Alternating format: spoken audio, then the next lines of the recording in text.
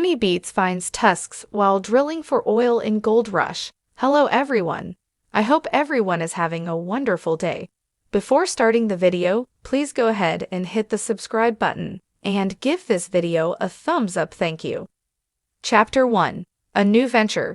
Tony Beets, the legendary gold miner of the Yukon, had built his fortune on the back of sheer grit, determination, and decades of hard work. His claim at Paradise Hill had been one of the most lucrative in Gold Rush history. But this year, Tony had decided to expand his operations beyond gold mining. He was drilling for oil. Black gold, he muttered to himself as he watched his crew set up the rigs. If he could tap into oil, it would be a game changer. Gold mining had its ups and downs, but oil was a resource that could bring in consistent wealth. Little did he know, something far older and more mysterious lay beneath the permafrost. Chapter 2. The Discovery. It was mid-afternoon when the first signs of something unusual appeared. One of Tony's workers, Mike, was overseeing an excavation site when his drill hit something unexpectedly hard. At first, he thought it was just another boulder, but when he and the crew took a closer look, their jaws dropped. "Dad, you're gonna want to see this," Mike yelled. Tony stomped over, his brow furrowed.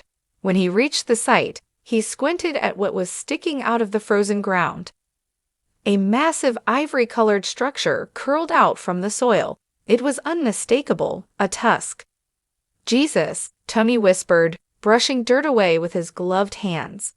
"We got ourselves a mammoth." Chapter 3. Calling in the Experts.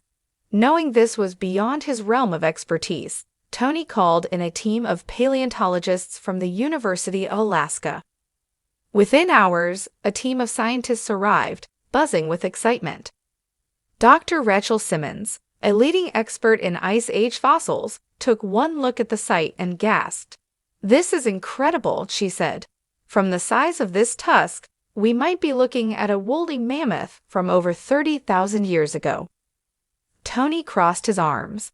Yeah, but what's this mean for me? Can I still mine here?" Dr. Simmons gave him a knowing smile. "That depends on what else we find." Chapter 4. The Dig. Over the next few days, the paleontologists, alongside Tony's crew, carefully unearthed more remains. A jawbone, leg bones, even a nearly intact skull. This was one of the most significant Ice Age discoveries in the Yukon in recent years. Word spread fast. Soon, news crews arrived, eager to cover the story of the gold miner who found a mammoth. Tony, ever the practical businessman, allowed limited access, on the condition that his mining operations wouldn't be permanently shut down. Chapter 5. The Baby Mammoth Connection. Dr. Simmons made another stunning revelation. This tusk could belong to the same family as Nunchoga, the baby woolly mammoth found last year. Tony nodded, remembering the headlines. The thought that he was digging in the same land where creatures from the Ice Age once roamed sent a shiver down his spine. Chapter 6. The Conflict. As days turned into weeks, tensions grew. The longer the excavation took, the more money Tony was losing. His oil drilling was on hold, and time was money. "We gotta wrap this up," Tony told Dr. Simmons.